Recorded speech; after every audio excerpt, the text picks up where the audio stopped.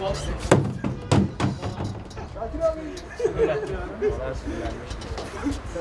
başkanıma lan.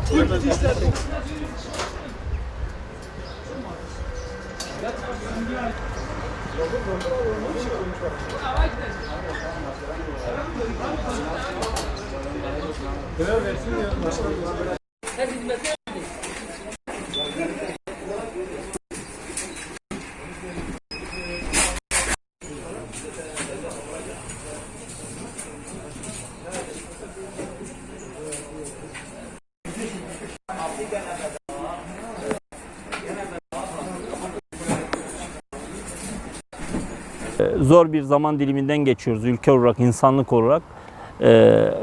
Koronavirüs pandemisi sağlığımızı, hatta yaşamımızı tehdit etmeye başladı, tehdit ediyor.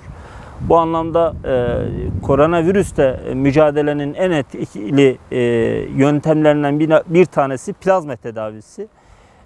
Tabii bu arada bu hastalık yaklaşık 3 aylık bir zaman dilimi içerisindeki bu süreçte Kızılay'ımızın kan stoklarında ciddi bir erime olduğunu bilgisini aldık yetkililerden. Biz de Esenyurt Teşkilatı olarak kan bağışında bulunduk bugün arkadaşlarımızla beraber.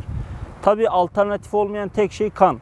Kan insandan insana ancak bağışla yapılabilen bir yöntemle verilebiliyor. Alternatifi yoktur.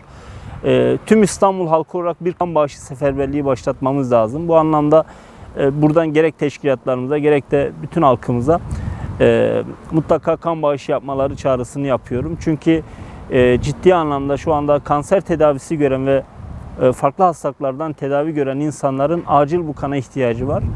Rabbim inşallah bu imtihanımızı, bu musibetimizi ülkemizin üzerinden, milletin üzerinden, insanlık üzerinden gerekli dersler de çıkartarak bir an önce üzerimizden kaldırmasını da temenni ediyoruz.